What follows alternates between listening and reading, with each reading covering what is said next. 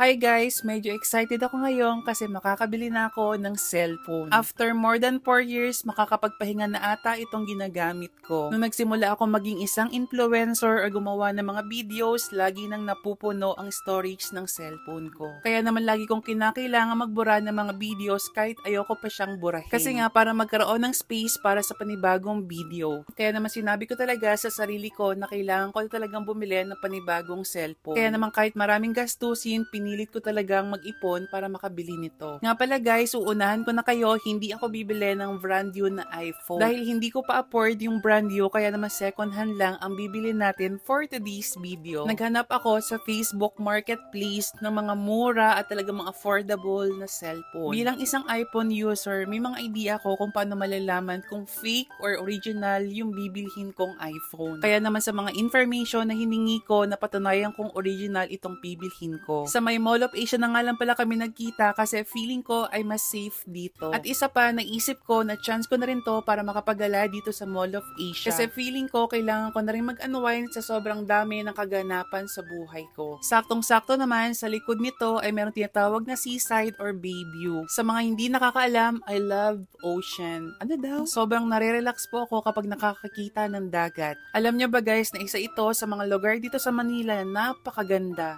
Kasi lahat ng mga buildings dito ay bago at moderno. Pero marami pa rin naman lugar sa Manila na talaga namang magaganda tulad ng BGC at Makati na pang international ang datingan. Christmas is in the air na nga pala dito sa Pilipinas kaya naman marami kang makikitang Christmas decor sa iba't ibang mall. Bilang isang ex-OFW, masasabi ko talagang ibang-iba talaga ang Pasko dito sa sarili nating bansa. Kasi iba yung pakiramdam kapag kasama natin ang ating mga pamilya.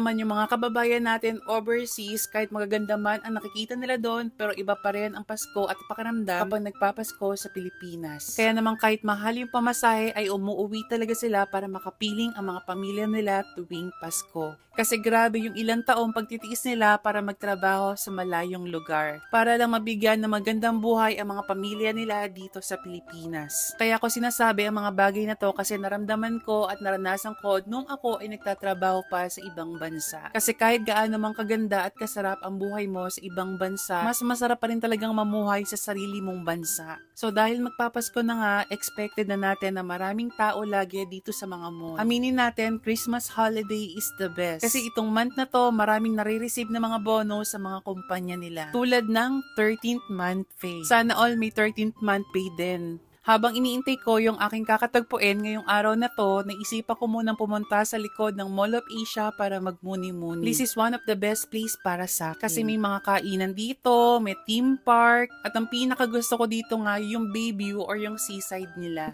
Ngayong araw na to, grabe, sobrang daming tao dito. Karamihan sa kanila ay magjojowa, magkakaibigan, at magpapamilya. Kasi maganda rin naman talaga itong lugar na to para magbanding ang buong pamilya.